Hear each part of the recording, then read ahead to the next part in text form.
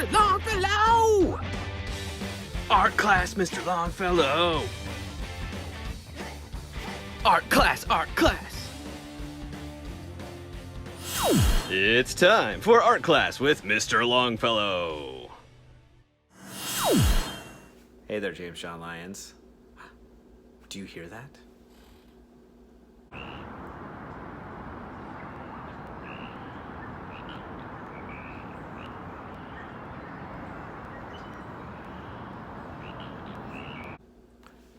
Sounds like frogs.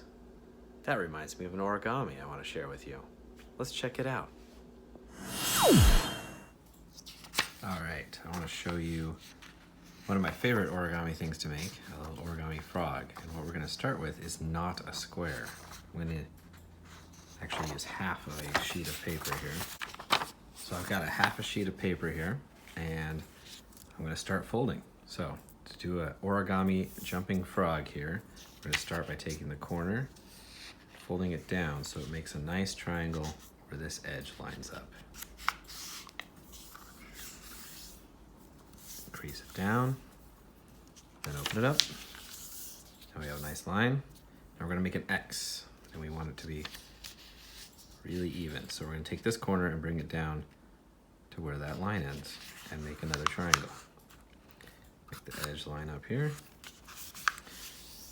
And there's our triangle. Crease it down and open it up, and there's our X. Now the next part is a little bit tricky, and it takes might take a little practice, but you want to kind of squish these parts in, and if you can hold it with 2 fingers, that works pretty well, and then push this part down. So it's going to make like a little house shape.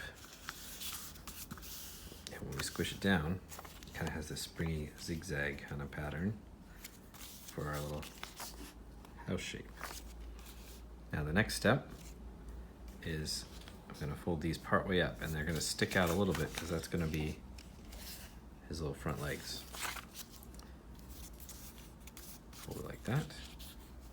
Fold it up like that. Kind of looks like a samurai helmet.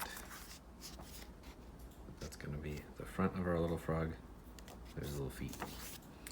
And then this bottom piece is going to fold up. This is going to become part of the back legs, and it's going to be a little bit thicker so it has more spring to it.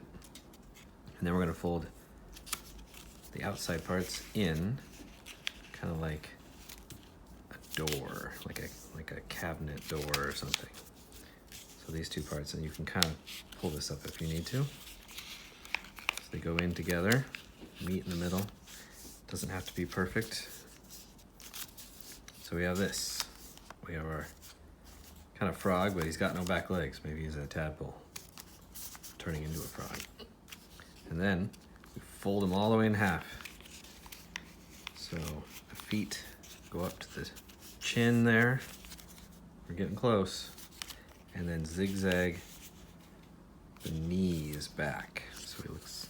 So it looks like it's got little legs there. And then he flops over. And he's got some spring. Now, the size is going to change a lot of how it acts. If you make a smaller one, using a smaller piece of paper to start, it's going to have a lot more spring to it.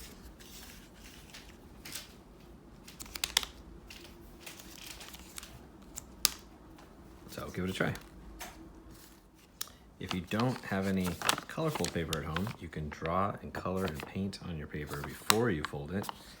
Obviously, if you paint it, make sure it dries, and then when you fold it, you can make a nice, colorful, fun frog. I think it's a little easier to paint first and then fold, but if you want to get detailed, you can definitely draw and color on your frog. Might be fun to try out.